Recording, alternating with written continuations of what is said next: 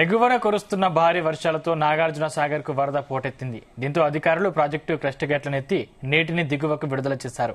18 సంవత్సరాల్లో జూలై నెలలో సాధారణ షెడ్యూల్ కంటే ముందుగానే గేట్లు తెరవడం ఇదే మొదటిసారి. దిగువ భాగంలో లోతట్టు ప్రాంతాల ప్రజలు అప్రమత్తంగా ఉండాలని అధికారులు హెచ్చరికలు జారీ చేశారు. సాగర్ గేట్ల ఓపెన్ కు సంబంధించి మరిన్ని డీటెయిల్స్ జానయ్య అందిస్తారు.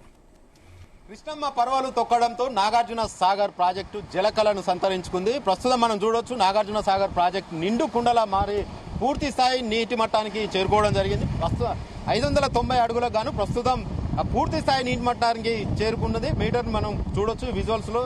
ఏదైతే సాగర్ ప్రాజెక్టు మాత్రం నిండు కుండను తలపిస్తున్న పరిస్థితి కనబడుతుంది. ప్రాజెక్టులో వచ్చినటువంటి వరద భారీగా రావడంతో గత 25 రోజులుగా కూడా నాగార్జున సాగర్ ప్రాజెక్టుకు వరద రావడంతో నాగార్జున సాగర్ ప్రాజెక్టు పూర్తి స్థాయి నీటి మట్టానికి చేరుకోవడం జరిగింది. ప్రస్తుతం 312 టీఎంసీల సామర్థ్యానికి గాను ప్రస్తుతం 306 టీఎంసీల వరకు నీటి సామర్థ్యం చేరుకోవడం జరిగింది. విజువల్స్ లో చూడొచ్చు సాగర్ ఆహ్లాదకరంగా అసలు చూడాలంటే కూడా చూస్తున్న కొద్దీ ఇంకా చూడాలనిపించే విధంగా కూడా సాగర్ నీటి అలలు మాత్రం వస్తున్న పరిస్థితి కనబడుతుంది. నాగార్జున సాగర్ ప్రాజెక్టు ఈ విజువల్స్ లో చూడొచ్చు.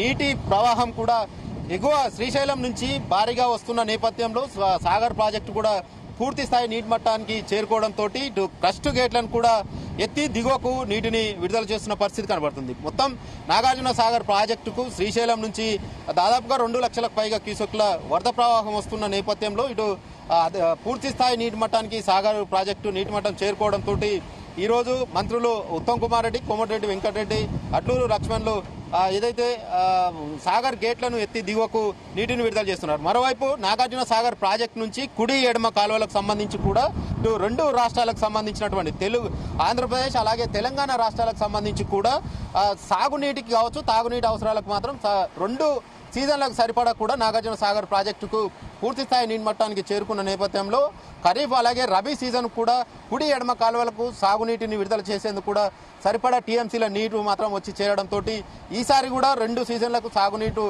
విడుదల చేసేందుకు కూడా అధికారులు ప్రణాళికలు రూపొందిస్తారు. మరోవైపు ఇటు ప్రస్తుతం ఈరోజు ఏదైతే కూడా ఇప్పటికే తాగునీటిని అయితే విడుదల చేస్తున్న సిచ్యువేషన్ ఉంది. ఈ రోజు నాగార్జున సాగర్ నుంచి ప్రాజెక్టు నుంచి ఇటు ఎడమ కాలువకు కుడి కాలువకు కూడా నీటిని విడుదల చేయనున్నారు.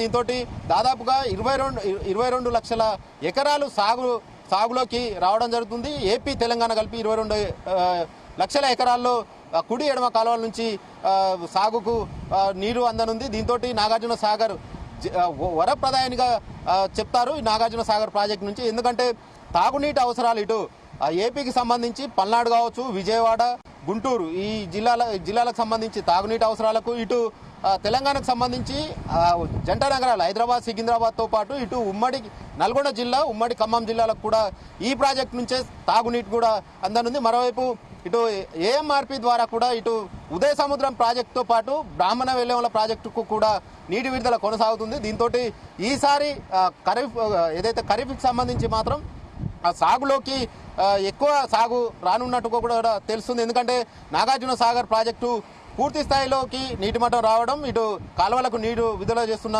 పరిస్థితి అయితే కనబడుతుంది. దీంతో సాగు కూడా ఈసారి ఇబ్బందులు ఉండవు అనేది కూడా రైతులు అయితే హర్షం వ్యక్తం చేస్తున్న పరిస్థితి. మొత్తానికైతే నాగార్జున సాగర్ ప్రాజెక్టు జలకళను సంతరించుకుంది. కృష్ణమ్మ పరవళ్లు తొక్కుతూ కిందికి వెళ్తున్నటువంటి ఏదైతే పులిచింతల విజయవాడ ప్రకాశం బ్యారేజ్ కూడా ఈరోజు రాత్రి వరకు కూడా అక్కడికి వెళ్లే పరిస్థితి అయితే కనబడుతుంది. కెమెరామెన్ వీరలాల్తో జానయ్య, జీ తెలుగు న్యూస్, నాగార్జున సాగర్ నుండి.